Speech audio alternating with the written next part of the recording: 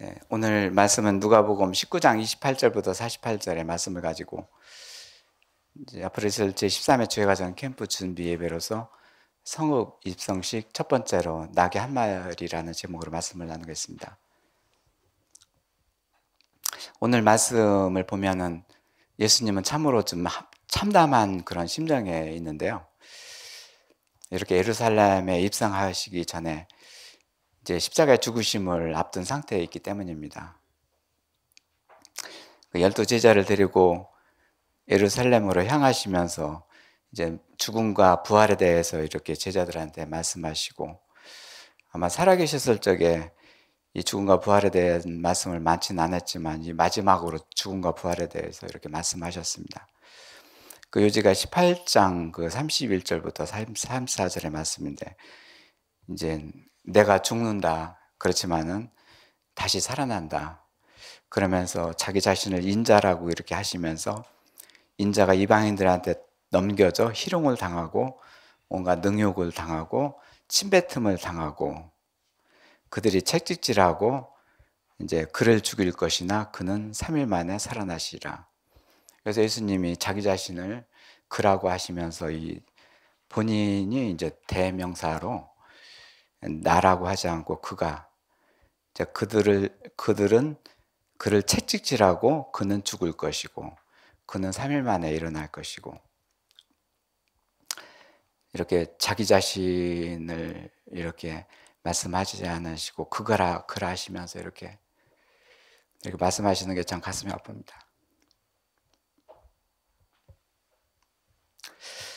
이제 제자들은 이것을 하나도 이렇게 깨닫지 못하고 이제 그 말씀을 감춰졌으므로 그들이 이르신 말을 알지 못하였더라. 아직 깨닫지 못하는 것이죠. 이제 부활에 대해서 잘 알지 못하기 때문에, 사실 부활에 대한 체험이 없으면 이제 영이 살아나지 않으면 이 말씀이 들어오지 않습니다.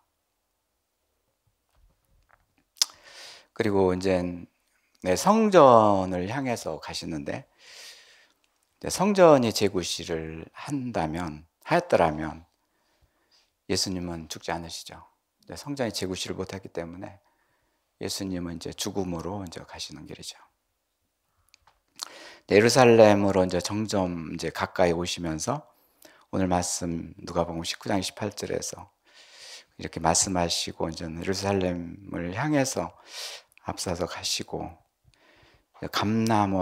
감남산인데요. 이곳은 예루살렘의 동쪽에 있는 산으로 한 800고지, 4개의 봉우리들이 있고 올리브 나무가 많아가지고 올리브산이라고 불리기도 합니다. 이곳에 가셨을 적에 이제는 제자들한테 이제 말씀하시기를, 너희는 맞은편 마을로 가서 이제 아직 타보지 않은 나귀 새끼 한 마리를 끌고 와라.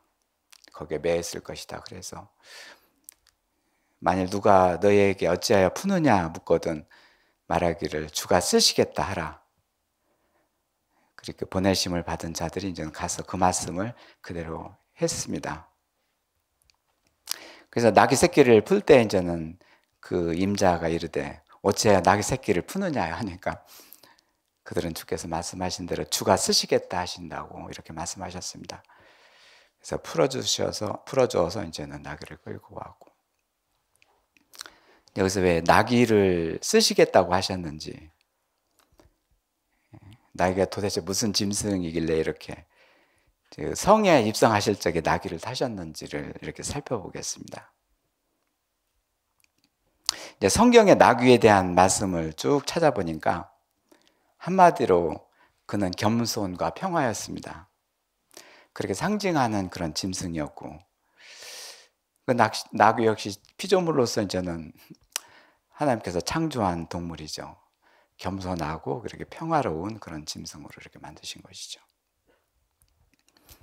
그래서 나귀는 그 말과에 속하는 짐승으로 고대 사회에는 이제 그를 길들여서 집에서 사육되었고, 노동할 때나 교통수단 그리고 재산 목록에 들어가는 중요한 짐승이었고, 나귀를 많이 가지고 있는 것은 부유함을 뜻했습니다.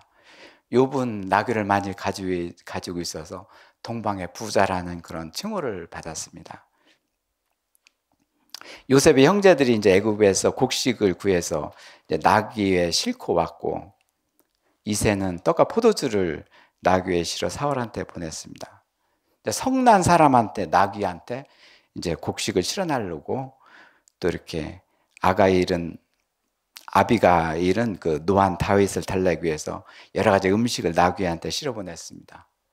먹을 것과 이 과일들 이런 것들을 나귀한테 실어 보내게 되면 그 받는 얘는 금방 화가 풀어지고 그거를 받고, 참 이 나귀가 나름대로 한 그 말씀의 기록들이 참으로 많았습니다. 나귀는 안식일에는 일을 시켜서는 안 되고 특별히 보살펴 주어야 했고, 길을 잃은 나귀는 원수의 것이라도 반드시 이제 그를 찾아줘야 했고요.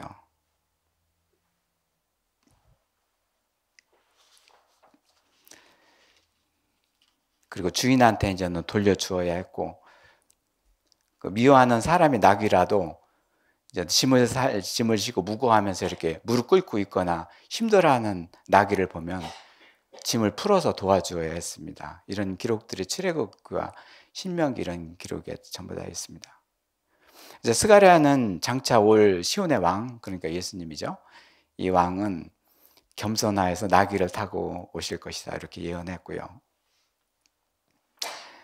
또 고대 왕들은 대개 노새, 좀 약간 좀 성질이 개팍스러운 노새를 타고 다녔는데, 노새가 좀 나귀보다는 힘이 세고 이제 그렇기 때문에 노새를 많이 탔고, 일반 평민들은 다 나귀를 탔고, 그래서 이제 예루살렘 시온에 오시는 왕, 또 이렇게 노새가 아닌 그런 나귀를 타고 오신 예수님이십니다.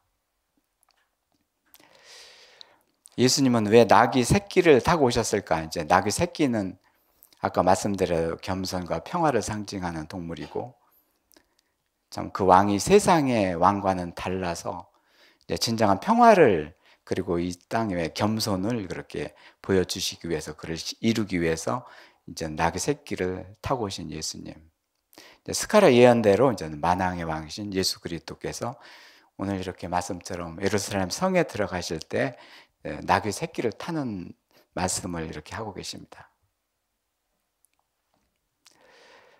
이제 여기서 이제 누가 겸손한가? 이제 하나님 아들이신 예수님께서 겸손하시죠. 왜 그는 겸손한가? 그건 하나님의 형상으로 이루어진 자기 때문에 만물 중에 형상을 다스리시고 만물 중에 으뜸이시고 하나님께서 기뻐하는 자가 되기 때문입니다. 그 형상은 기쁨이요, 평안이요, 만족이요, 그리고 화목이요, 평화요, 충만이요, 생명이요, 공유요, 영광이고 예수님 호칭입니다. 예수님이 가지신 모든 모습이고 성품이고 이것이 하나님의 형상입니다. 이것이 바로 겸손이고, 어느 누구 앞에서도 하나님 아들로서의 겸손을 가지신 자이십니다. 그래서 이렇게 나귀 새끼를 타고 이렇게 성에 들어가시고 계십니다. 35절에는 이제 그것을 예수께로 끌고 와서, 그러니까 나귀를 끌고 와서, 끌고 오니 뭐 안장도 없고 아무것도 없습니다. 나귀는 조그마해서 안장도 별로 채울 수도 없고, 그래서 겉옷가지를 이제는 나귀한테 걸쳐서 예수님을 태웠죠. 가실 때 이제는 그들이 자기 옷도 이제는 길에서 벗어서 거기에 나귀한테 앉히고, 이미 그 감람산에서 내리막길에 가까이 오셨을 적에 제자 중 무리가 이렇게 찬송을 했는데요.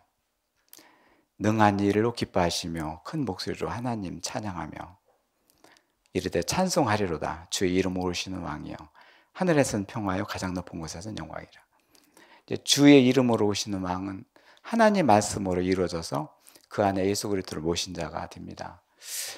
그래서 이제는 이 세상의 왕과는 이제 구별이 되는 것이죠. 주의 이름으로 오시는 왕이요, 평화의 왕이요, 겸손의 왕이요, 영광의 왕이시다. 그래서 하나님 말씀이 이루어져서 그 말씀대로 오시는 왕이에요. 그래서 이렇게 찬송하며 호산나 찬양을 하면서 이렇게 찬양을 하고 반깁니다. 그랬더니 어떤 무리 중에 바리새인 한 사람이, 선생이여 당신 제자들이 이렇게 하니 책망하소서 하니까 예수님께서 말씀하시기를 내가 너에게 말하느니 만일 이 사람이 침묵하면 돌들이 소리 지르리라 하시니라. 그러니까 어차피 너희들은 말할 수밖에 없다. 엉뚱한 얘기를 할 수밖에 없다. 돌들이 그렇게 말합니까? 네 말 안 하면 돌들이 말할 것이다. 너희는 당연히 말할 것이다. 그렇게 하면서 돌에 비유해서 너희들 입 그렇게 여는구나. 나를 선생이라고 하면서 너희 안에는 악독이 가득한 자요. 평화가 진정으로 없는 자요. 네 돌들이 그렇게 소리 지를 것이다. 이제 가까이 오사 성을 보시며 우시며 41절에 여기 이제 성을 보고 이제 우셨는데 헬라 원본에는 대성통곡입니다. 예수님이 이 땅에 오셔서 한 4차례 우셨다고 이렇게 기록이 되어 있는데요. 여기서만큼 대성통곡을 한 것이 없습니다. 엄청난 큰 소리로 대성통곡을 하시고 이르도록 오늘 너희한테도 평화에 관한 일을 알았다면 좋을 걸. 너희도 평화에 관한 일을 알았더라면 좋을 걸. 하나님께서 해주시는 일을 받았더라면 너희가 내 마음 안에 평화가 있었을 텐데 그걸 하지 못하고 있구나. 그러면서 대성통곡을 하시고 그렇게 우셨던 것입니다.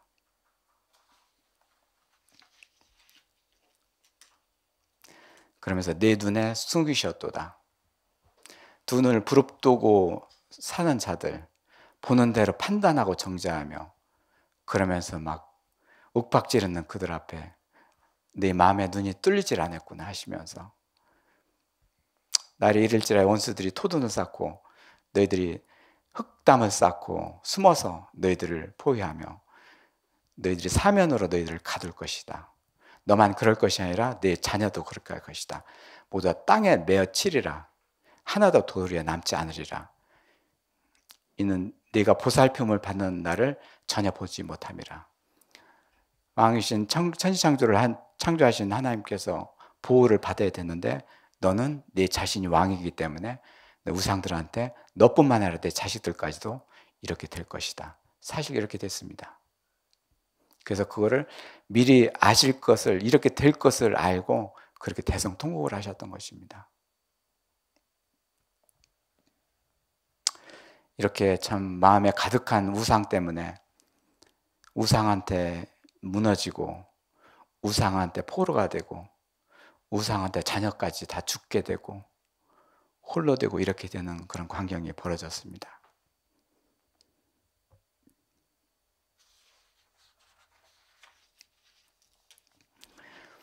제 13회 주일가정 캠프가 이제 다가오면서 여기저기서 이제 기도하던 목사들, 이들은 저쪽 웨스트민스터 신학대학원에서 같이 세미나를 하고 이제 전국에서 모인 목회자들입니다. 그중에 몇 명이 레지터지 성업 입성식이 언제냐? 그때 성악 전문 젊은이를 가서 노래를 하게 하겠다. 어떤 젊은이는 춤을 추게 하겠다. 그냥 하는 소리인 줄 알았습니다. 근데 실질적으로 보내겠다. 날짜를 언제나 잡으라 그러면서 이제 날짜를 정하고 이제 그들이 이방 젊은이들 이제 우리나라에 이제는 이방인으로 와서 일하는 젊은이들, 애국의 젊은이들. 그래서 13회 주일가정 캠프는 애국인 잔치가 되었습니다. 이제 그칠 줄 모르게 계속되는 교회 내분이 있고 참 분위기도 참 있어서 그냥 조용하게 그냥 행사를 이렇게 지내려 했는데 밖에서 분위기는 입성식으로 바뀌게 된 것입니다. 이제 저도 기도하던 중에 예수님이 예루살렘 성읍 입성에서 평화에 관한 일을 알았더라면 하시면서 그 대성통곡을 하셨던 그걸 기억하고 있고 그 멸망을 당한 큰 일 앞에서 통곡하시던 그 말씀들이 떠올랐고 그 말씀이 바로 저는 나눴던 말씀입니다. 주의 가정에서는 이미 주의 자녀들 안에 평화가 임했고 그것은 참으로 진정한 하나님의 평화고 진정한 평화가 오직 주의 가정에서만 있다는 것을 알게 된 거 그렇게 느끼면서 살아온 저는 하나님 평화가 있는 오직 길은 주의 가정이다. 다른 데는 평화가 없다. 세상에서 남북 평화하지만 그것은 사람이 만드는 평화, 뭐를 주어서 만들고 달래고 하는 평화. 그렇지만은 진정한 평화는 창조주 하나님 안에 있는 것이고 하나님 것이고 그 평화를 자녀한테 내려주시고 그 평화를 누리는 것이 주의 가정이고 그걸 느끼고 살아온 것이죠. 그래서 이 구의 가정 캠프 때 이제 그 평화에 관한 일지도 그리기를 했고 그 감사로 이제 주의 가정 우주 평화 성전 뭐 이렇게 전동사 에이레네라를 이번에 완공되었고 사람으로서 짓는 성전 이전에 우리들 마음에 평화 성전을 건축해 주셔서 감사해서 이 도대체 우리나라뿐만 아니라 이 세계적으로 우주 공간까지 평화가 임해야 되겠구나. 그래서 그 우주 평화 성전을 건축하게 된 것이죠. 하나님 아들과 딸 한 사람 한 사람 안에 이렇게 주의 평화를 내려주시고 그 평화롭게 살아가는 그런 자녀를 보고 하나님께서는 기뻐하시고 이 참으로 평화가 무너진 지 오래된 평화가 전혀 찾아볼 수 없는 이 땅 위에서 참으로 하나님께서 주신 평화로 살아가게 하신 거. 그래서 아버지 하나님을 모시고 아들을 모시게 되면 평화의 왕을 모시고 살아가게 되면 그것이 진정한 평화고 그렇다는 것을 이미 느꼈고 그렇게 살아가게 하셨고 이제 성전 건축이 된 것이죠. 이제 생활신학 시간에는 사도행전 말씀을 가지고 우주 평화 예배 시리즈를 이렇게 해왔고 언제부턴가 그것을 하지 말자고 해서 지금은 중단한 상태지만 이건 역시 주의 가정 선교단체 레이터지가 가는 곳마다 평화가 임하고 레이터지가 어떻게 보면 7별들이 성업 입성식에서 축하 이렇게 그들을 앞세워서 이렇게 성전 건축을 했고 그랬었습니다. 그런데 이제 지금 이런 지경에 이르게 된 것이죠. 이들 자녀들이 어디에 있든지 어디에 가서든지 주의 평화를 임하게 되고 저희들은 또 캄보디아 선교여행에서 거기서 가는 곳마다 평화가 임하게 되는 것을 알게 되었고 실로 놀라운 하나님의 평화가 임하는 것을 알게 되었고 사실 마음에 눈을 뜨지 못한 사람들은 그것이 긴지 아닌지도 모르고 그저 눈으로 보고 판단하고 그러지만 진정으로 주의 자녀는 정말 하나님의 평화가 그렇게 임하여서 그곳에 주의 성읍이 건축되었으면 좋겠다 그런 기도를 하게 하신 것이죠.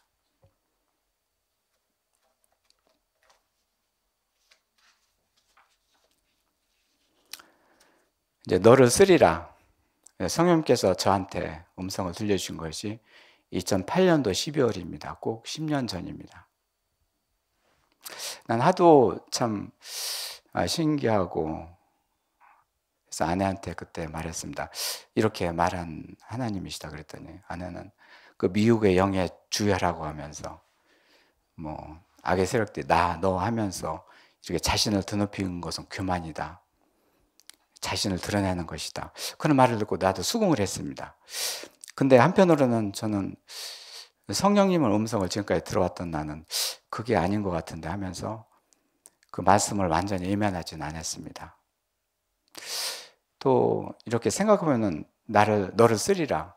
제 몸을 쓰면 얼마나 감사합니까? 어차피 참으로 그렇게 바랐던 저였었고 참 귀한 일일까 하고 이렇게 생각을 해서 왔었습니다. 근데 지금 이제 막 딱 10년이 지난 지금 제가 낙이 한 마리가 되어서 이제 예수님을 등에 태우고 그 성에 들어가는 자가 된 것입니다. 네. 이제 우리가 이제는 그 9회 때부터 거기 전동산 올라가서 이제 예배를 드리려고 했는데 성전 건축이 미뤄지고 어떤 때는 비 오는데 그 비닐하우스 속에서 막 해야 됐고 모두가 거기를 들어갈 수가 없었습니다. 참 보니까 준비가 안 된 상태였었고 앞으로 하나님께서 저희들한테 해주실 일들이 있었고 지금 생각하면 이 말씀대로 해주시고 말씀대로 이루어지시는 것을 너무나도 감명 깊게 느끼고 있는 것이죠. 하나님은 말씀으로 일하시고 말씀을 이루어주신다. 이젠 그 부활하신 예수님의 승리였다. 이렇게 말합니다. 이제 이 기뻐하는 아들이라고 이렇게 저한테 영원한 칭호를 주시면서 이제 저를 나귀 한 마리로 사용해서 아버지의 뜻을 이렇게 표시한다는 거. 참 대한민국 그 지형적인 중심지 전동산에 이제 평화의 전을 이렇게 성전을 건축하고 이렇게 그 성읍, 작은 성읍이지만 그 성읍, 다른 사람이 보기에는 의리의리하지는 뭐 관광지 같지 않지만 서민들이 사는 그곳, 예수님도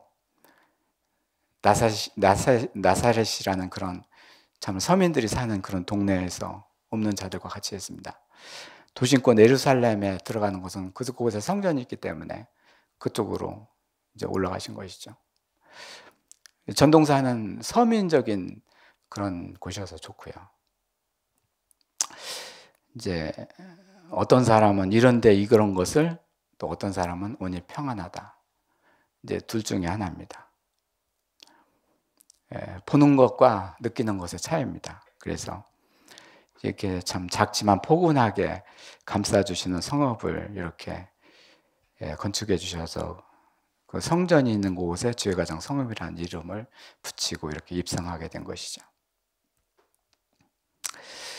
이제 그렇게 보면은 이제는 뭐 너를 쓰리라, 하나님의 쓰임에 대해서도 이렇게 반응을 했었는데 그럴 필요가 없다는 생각이 들었습니다.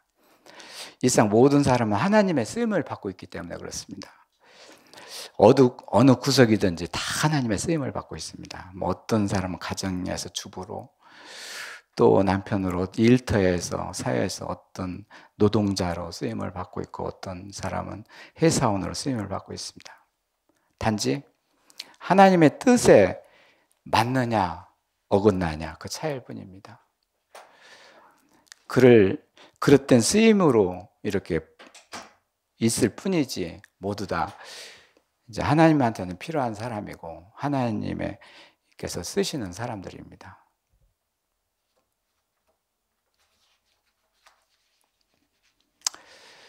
예수님께서 예루살렘 성에 들어가신 후의 분위기 어땠습니까?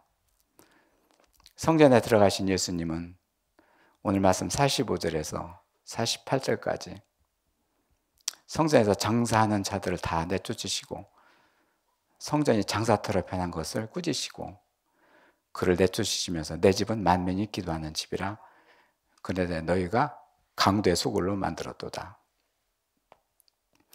그때 당시에는 성전에 비둘기 파는 장사꾼들이 많았었는데 돈 버는 수단으로 그것을 하려고 이제 그 자리를 차지했었고, 사실 비둘기만 파는 게 장사가 아닙니다. 어떻게 하면 돈을 잘 벌 것인가. 그래서 성전을 찾는 곳이 사람들이 있습니다. 아닙니다. 성전은 돈 버는 곳이 아닙니다. 성전은 돈을 버는 곳이 아니라 하나님 길로 들어가서 자기 자신이 천국 생활을 누리며 그리고 이 세상에서 고통하는 자들을 그 천국의 길을 인도하기 위해서 교회가 필요합니다. 그래서 성전이 하는 일이 그렇습니다. 성전은 참 사랑과 공유와 언약이 이루어지는 곳이고 그리고 예배를 통해서 하나님 나라 천국이 임하는 곳입니다. 바로 동풍교회를 그렇게 세워주셨고 그 길로 가게 하십니다. 성전 그 자체가 예배하는 자가 있는 곳이고 그 성전과 성전들이 모여서 한 사람 한 사람들이 모여서 성읍을 이루고 그런 자는 어디를 가나 땅과 식물과 동물과 사람들이 있는 곳, 그것이 바로 천지창조 공간이고 창조주께서 해주신 분이 했다는 것을 고백하게 되고, 그래서 성읍은 주의 자녀 안에 건축되는 성읍, 너희는 여호와의 성읍이라 이렇게 이사야서에서 그렇게 말씀하셨습니다. 너희 자체가 나의 성읍이다. 그렇게 이제는 창조하신 그렇게 자녀를 그렇게 일컬어서 말씀하셨습니다. 그래서 그 감사로 전동산에 이게 주의 가정 성읍이 건축되게 되었고요. 그러자 하나님 아버지의 기뻐하시는 뜻을 이루며 기도하는 자이고, 아닌가 아니라 참 기도뿐이 없습니다. 기도만 하게 하십니다. 그 기쁨으로 만민을 그 안에서 불러 모아서 이제는 만민이 기도하는 집이 그 바로 그것이다 하시면서 하나님께서 그 기뻐하시는 뜻을 이루기 위해서 그렇게 거기에 그 성전 성읍을 건축해 주신 것이죠. 어렵게 그 고지를 넘어선 자들 앞에서 나날이 핍박이 거세지는 이 현실을 보게 됩니다. 참 마지막 절에는 예수님께서 날마다 가르치시더니 대제사장들과 서기관들과 지도자들과 백성들이 그를 죽이려고 꾀하되 백성들이 다 그에게 귀 기울이며 들으므로 어찌할 바를 찾지 못하더라. 두 가지입니다. 주의 이름으로 오시는 왕이 왕을 모신 자가 있고 그는 하나님을 왕으로 모시고 살아가게 되며 아버지의 아들을 모신 자가 되고 주의 가정에 살아가는 자가 되고 내가 나의 왕이 된 자들, 내가 모든 것을 내 생각대로 하고 내 생각대로 행하는 자들, 바로 그들입니다. 두 종류입니다. 오늘 말씀에서 예수님께서 성에 입성하셔서 또 성전에 들어가셔서 장사꾼들 이런 사람들을 내치고 맺힌 것은 무엇입니까? 네가 나를 왕으로 모시기를 싫어하는구나. 너희들은 언제 멸할지도 모르고 내 자식들 어떻게 될지 모르는구나. 그러면서 예수님이 오셨던 것이죠. 우리는 냉정하게 생각해서 이제 주의 이름으로 오시는 왕을 모셔드려야 됩니다. 우리 교회는 참 다 필요합니다. 이걸 보게 하신 하나님 감사합니다. 전 그랬습니다. 이 오늘 말씀에서 이 말씀대로 이루어주시기 위해서 똑같이 오늘 현상이 우리 교회에게 이루어지시게 하신 아버지 하나님 너무 감사합니다. 그래서 때는 시차가 있지만 하나님께서 이미 작정하셔서 불러 모으셨으니 다 그렇게 주의 딸로 아들로 만들어 주십니다. 그렇지만 이미 그 바톤은 자녀들한테 넘어갔습니다. 다음 주에 이제 이방 청년들을 맞이하는 젊은이들 편에서 말씀드리겠습니다. 그동안에 참 6년 동안 캠프를 하면서 예배를 하면서 이렇게 털을 닦아 넣었던 우리들이 있었기 때문에 지금 이런 말씀이 이루어지게 하신 것이고 그 공은 하나님께서 다 하실 것이고 좀 우리들이 이제는 실수라면 보고 듣고 그대로 판단하고 하는 거, 정죄하는 거 이것은 없어져야 됩니다. 하나님께서 큰 진노 앞에 있사온 우리는 그것을 삼가해야 됩니다. 전혀 하지 말아야 됩니다. 이젠 지금까지 족한 줄로 알고 이제는 더 이상 그래서는 안 됩니다. 그래서 이제 금년도 이제는 마지막 달을 남겨놓고 있는데 앞으로 5주 동안은 이제 주의가정 캠프와 이제는 신년을 위해서 준비하는 그런 예배를 드리겠습니다. 모두 다 귀한 예배가 될 것이고 우리를 한 사람 한 사람 다 바꿔놓을 것입니다. 깨어서 기도하시고 이렇게 하나님한테 의지하는 저희들이 되기를 하나님 원합니다. 저희들 통성으로 기도하겠는데요. 참 말씀을 이뤄주시니 아버지 감사합니다. 바로 그겁니다. 하나님께서는 주의 자녀를 한 사람 한 사람한테 말씀으로 이루어주신 하나님 감사합니다. 이 말씀을 이루어주신 저희들 너무나도 감사합니다. 감사의 기도를 통성으로 드립니다.